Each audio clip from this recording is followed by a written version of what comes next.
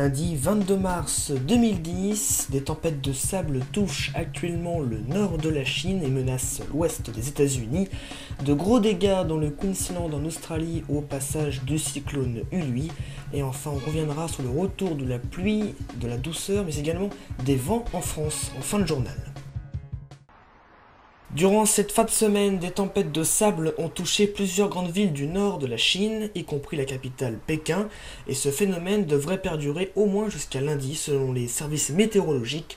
De forts vents soulèvent le sable et les poussières du désert de Gobi, situé sur le nord de la Chine, vers l'est et même jusqu'à la Corée du Sud. Un épais nuage jaune-orangé recouvre toutes ces régions.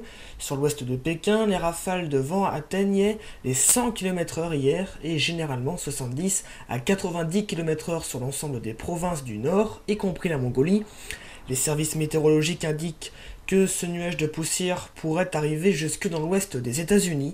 Les tempêtes de sable se produisent généralement au printemps sur ces régions du globe. Il s'agit donc de la première de la saison sur le nord de la Chine. Ces tempêtes de sable et de poussière sont provoquées par les puissants orages qui génèrent des vents puissants en balayant le vaste désert de Gobi au nord de la Chine et de la Mongolie. Les vents soulèvent la poussière et la transportent sur de longues distances. Une tempête tropicale nommée Uli traîne actuellement au large des côtes du Queensland en Australie. Les vents atteignent 200 km/h en rafale et cette tempête a touché donc l'archipel des îles Whitsundays, une destination touristique populaire sur la grande barrière de corail sur la côte nord-est de l'Australie, causant de lourds dommages. Elle a débarqué très tôt aujourd'hui, arrachant de nombreuses toitures de maisons, projeté un bateau à terre et laissé des milliers de personnes dans le noir. Par chance, personne n'a été blessé pour le moment. Ce matin, la tempête entre sur les terres du Queensland.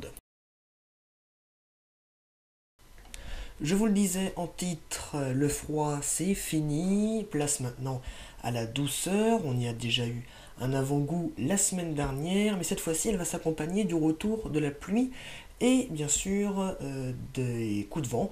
Alors voici un petit peu la moyenne des températures maximales avec 14 à 16 degrés de maximum du côté du Poitou, de 10 à 12 degrés sur la Bretagne, la Normandie ou encore la Charente-Maritime, et puis ailleurs une moyenne globalement de 12 à 14 degrés, ce qui reste très bon pour la saison. On continue maintenant avec les précipitations par rapport à la moyenne. Il devrait plus pleuvoir durant la semaine sur les côtes atlantiques ou encore les côtes de la Manche.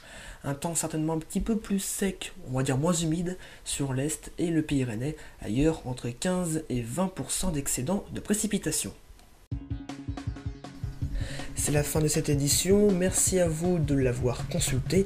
On se retrouve ce mercredi 24 mars 2010 pour un nouveau journal.